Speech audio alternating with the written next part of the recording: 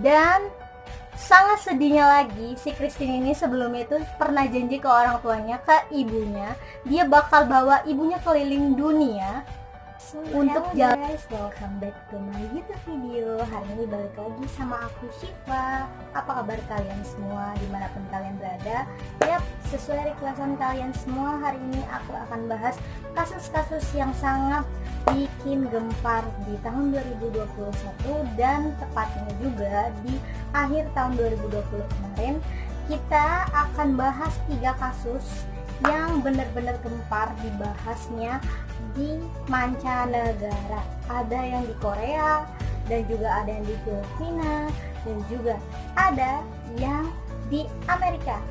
Sebelum mulai ke videonya, jangan lupa pencet tombol like-nya dan juga bisa komen buat nge-request apa aja yang pengen kalian bahas di YouTube channel aku supaya bisa berkembang YouTube aku. Terima kasih banyak sebelumnya yang udah subscribe channel ini dan juga udah nyalain notifikasinya, dan juga terima kasih banyak yang udah nge-request sampai hari ini di sini. Terima kasih banyak, sih pengucapin banyak-banyak terima kasih.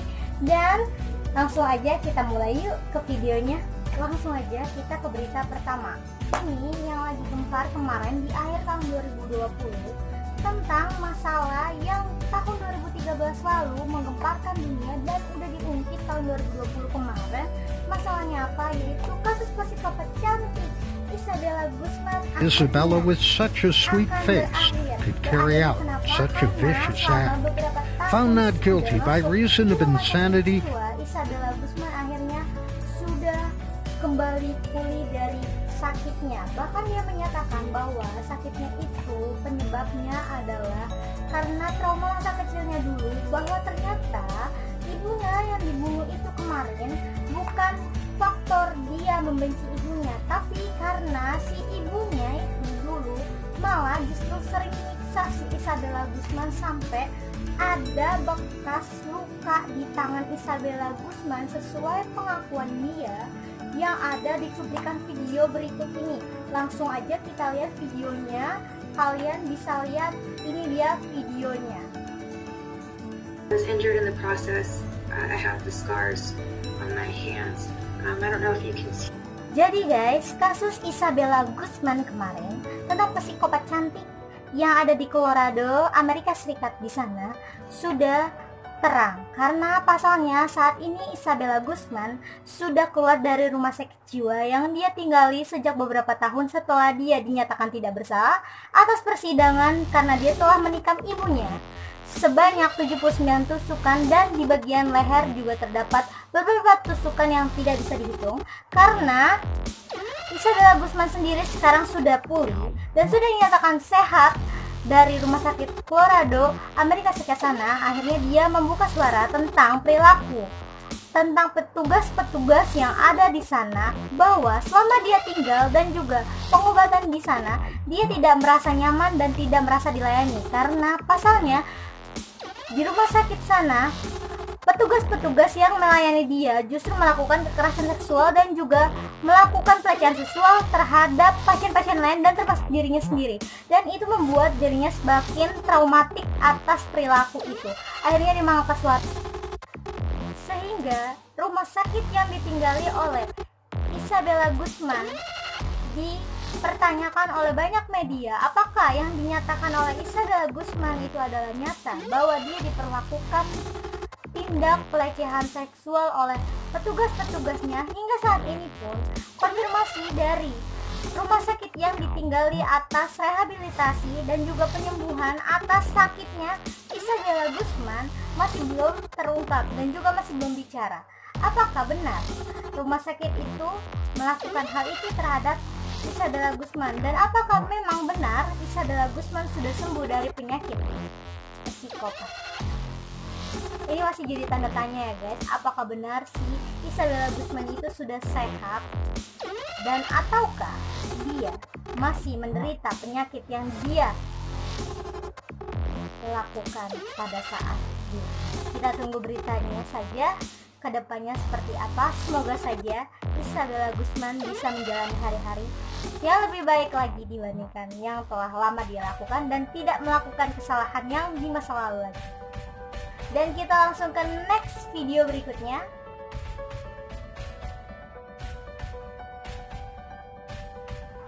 Video berikutnya datang dari Filipina. Ini kabar terbaru di tahun 2020 kemarin. Pasalnya kasus ini terjadi setelah tanggal 1 Januari 2021. Tepatnya pada malam pergantian tahun, model cantik dan juga sekaligus pramugari cantik yang ada di Filipina sana terdapat ditemukan di bathtub dan juga mengalami memar-memar dan juga mengalami luka-luka di dalam tubuhnya. Di bathtub tertidur dan ternyata dia meninggal dunia. Perihal meninggal dunianya ini atau perihal kematiannya ini tersorot karena pasalnya diduga dia dibuat pelecehan seksual terhadap 11 pria yang menemani dia di kamar hotel sebagai bentuk pesta-pesta atas perayaan tahun baru. Model ini ataupun pramugari cantik ini bernama Christine Angelica Decora. Decora ini dikenal sebagai model cantik dan berprestasi juga yang kumlot di Filipina sana sebagai sarjana komunikasi yang sangat hebat dan cantik. Diduga wanita cantik ini dipelecehkan oleh 11 orang pria yang tinggal dan juga merayakan pesta tahun baru bersama dia. Kronologinya adalah pada malam itu si Christine ini dia datang bersama dengan 11 orang pria dan menyewa satu kamar hotel yang ada di Filipina sana. Dan di sana mereka mulai mengadakan pesta-pesta bersama. Setelah itu, pada tanggal 1 Januari tahun 2020, Christine ditemukan tidak bernyawa di bathtub kamar mandi oleh salah satu temannya, dan temannya menyatakan bahwa dia kaget dan sangat kaget melihat Christine ada di bathtub. Dikirain dia tidur. Pernyataannya di polisi dipertanyakan karena pada saat pertanyaannya di polisi itu, polisi menanyakan bahwa kamu tahu Christine kenapa? Saya lihat dia di bathtub, saya pikir dia tertidur karena semalam kita habis pesta. Karena dimungkinkan pada saat malam tahun baru itu dia pesta-pesta sambil mabuk-mabuk dengan teman-temannya, yaitu 11 orang pria di dalam kamar yang sempit. Mungkin kemungkinan juga dia menyewa hotel karena pada malam tahun baru itu kan ada COVID begini, jadi nggak boleh ada perayaan-perayaan, akhirnya dia menyewa hotel itu. Setelah itu si cewek yang udah nemuin si Christine di dalam bathtub itu bilang, oh mungkin dia tidur. Terus dia balik tidur lagi nih cowok temannya si Christine ini. Akhirnya dia nggak lama pas bangun jam 10 pagi, dia cek lagi di bathtub, kok ini orang masih di bathtub, tidur-tidur gitu. Akhirnya dia panik dan juga akhirnya memanggil petugas hotel dan ternyata si Christine ini dinyatakan pingsan. Tapi setelah dibawa ke rumah sakit, di Christine ini ternyata dia sudah meninggal dunia di tempat pada tanggal 1 Januari pukul 10 pagi waktu Filipina.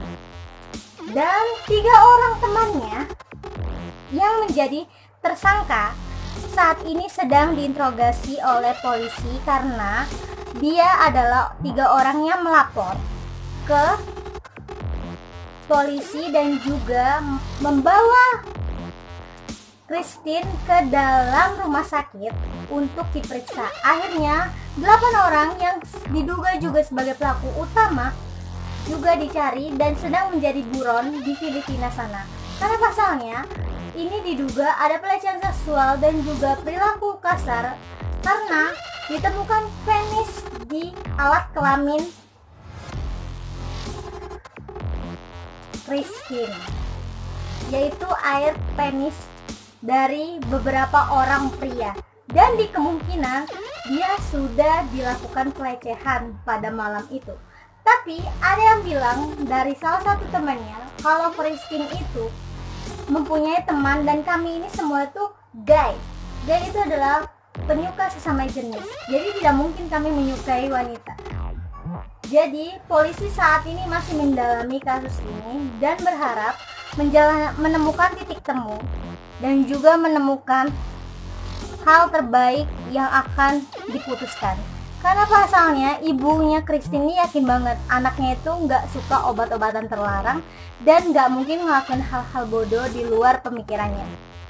Dan sangat sedihnya lagi, si Christine ini sebelumnya itu pernah janji ke orang tuanya, ke ibunya, dia bakal bawa ibunya keliling dunia untuk jalan-jalan. Tapi apalah daya, takdir berkata lain dan dia sudah pergi.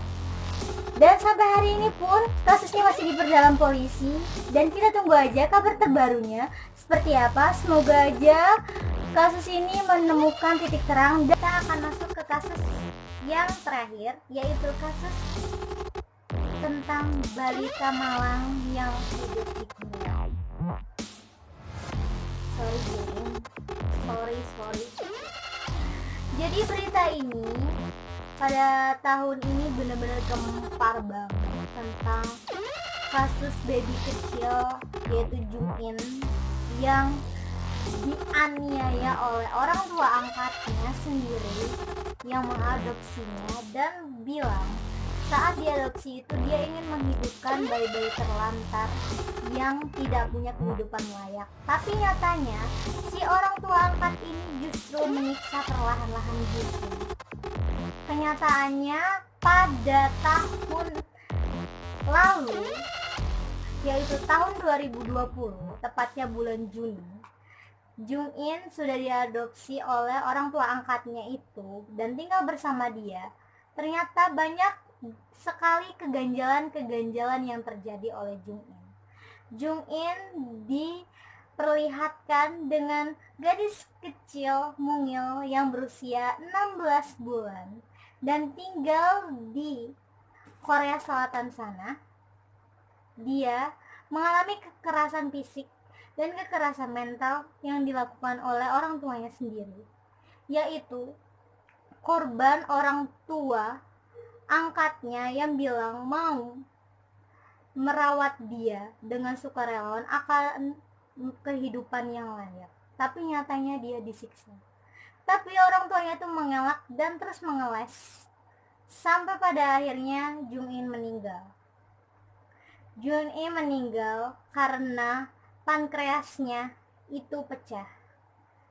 Alih-alih bicara dan juga meminta maaf ataupun merasa menyesal, si ibunya dan ayahnya ini setelah meninggalnya Jung-in, 2 hari setelahnya dia malah pesta miras dan merayakan kesenangannya mungkin atas kepergiannya Jung-in. Buat apa coba ya dia ngadopsi anak tapi kalau buat disiksa gitu, kasian banget ya. Jadi bayi kecil mungil ini Jung-in itu terdapat beberapa keretakan tulang di badannya dan juga terdapat luka-luka memar di dalam badannya ini. Tapi si ibunya ini dan ayahnya ini, ayah angkat dan ibunya ini sempat-sempatnya ikut talk show yang menyebarkan bahwa dia bisa mengadopsi anak dan juga membuat kehidupan yang layak atas anak yang terlantar ini dan tidak punya kehidupan yang layak, dan juga menjadi keluarga sorotan, keluarga bahagia di Korea sana. Tapi nyatanya Jung-in selalu disiksa. Dia sering disiksa sama ibunya dan banyak sekali 800 video yang terdapat dan ditemukan oleh polisi di HP ibunya Jung-in, ibu angkat Jung-in ini, tentang perilaku kasarnya yang dia lakukan terhadap Jung-in. Karena si ibunya ini sempat ngelak sama dokter kalau si Jung-in itu sering digebukin dan segala macam. Tapi si Jung-in ini dibilang punya penyakit kulit dan juga dibilang pernah sering jatuh kalau main nakal, jadinya dia kayak gitu memar-memar badannya. Padahal kenyataannya yang melakukan semua ini adalah orang tua angkat dari Jung-in yang akhirnya menewaskan Jung-in. bener-bener tragis banget, nggak nyangka banget, bener-bener miris banget. Jadi saat ini polisi masih terus melakukan dan mencecar orang tua angkat Jung In untuk mengakui kesalahan yang dia telah perbuat kepada bayi mungil cantik Jung In itu. Dan sampai hari ini pun permasalahan ini juga masih diusut oleh polisi dan masih ditangani oleh polisi, dan semoga kedua orang tua angkatnya Jung In ini bisa mendapatkan hukuman seadil-adilnya dan juga hukuman seberat-beratnya atas kasus penganiayaan yang dilakukan oleh anak kecil dan juga perlakuan dan penelantaran anak. Jadi semoga saja orang tua angkatnya ini bisa mendapat hukuman yang benar-benar setimpal. So itu tadi semuanya berita yang udah aku rangkum jadi satu berita viral yang sangat-sangat miris banget, dan semuanya itu terjadi akibat kekerasan dan pelecehan, dan sangat-sangat miris banget gak sih, ya kan? Buat kalian semua yang sudah menonton, terima kasih banyak, dan terima kasih yang sudah subscribe, dan yang belum subscribe jangan lupa subscribe, dan juga jangan lupa like, comment, share, and subscribe sekali lagi. Dan bosen-bosen buat komentar di YouTube channel aku buat ngebahas masalah kasus-kasus ataupun nge-request hal-hal yang lainnya yang aku akan bahas dan bisa aku bahas di YouTube channel aku. Jangan sungkan-sungkan, karena masalahnya komentar masih kosong. Bisa kalian isi dengan requestan kalian ataupun saran-saran terbaru untuk masukin ke YouTube channel aku ini dan bisa membuat YouTube channel aku ini terbangun. Terima kasih banyak untuk semuanya. Thank you for watching. Terus bahagia di tahun 2021 ini, dan jangan bosan-bosan sekali lagi buat request. Terima kasih banyak yang sudah request, terima kasih banyak yang sudah nonton. Thank you for watching. Thank you so much for watching, and bye bye.